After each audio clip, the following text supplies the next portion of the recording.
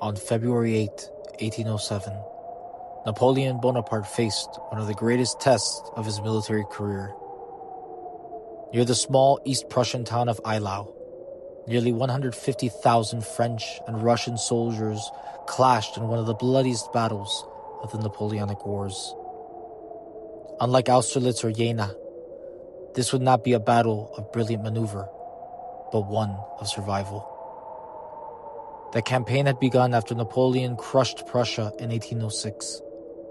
Determined to continue the war, the Russian army under General Levin August von Bennigsen withdrew steadily eastward, drawing the French deeper into the frozen wilderness.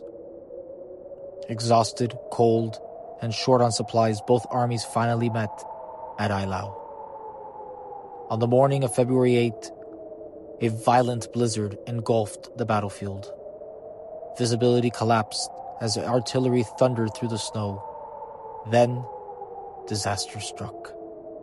Marshal Pierre Augereau's 7th Corps became disoriented in the storm and marched directly into the sights of a massive Russian artillery battery. More than 70 cannons unleashed devastating fire, tearing entire French formations apart in minutes. Napoleon's center began to crumble, and for a brief moment defeat seemed possible.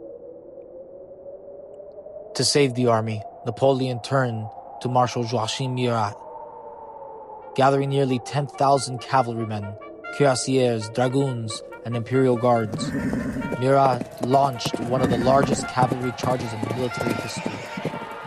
Wave after wave of horsemen smashed into the advancing Russians, buying the precious time Napoleon desperately needed.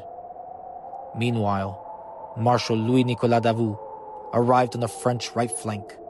His disciplined 3rd Corps drove back the Russian left, threatening to turn the battle in France's favor.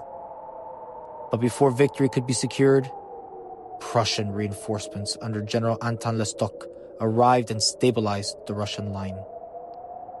As darkness fell, the fighting finally ended.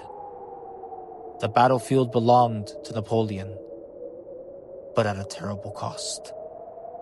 Roughly 40,000 soldiers had been killed, wounded, or captured. It was the bloodiest battle Napoleon had fought to that point. And although he held the field, the Russian army escaped intact. For the first time, Europe saw that Napoleon was not invincible.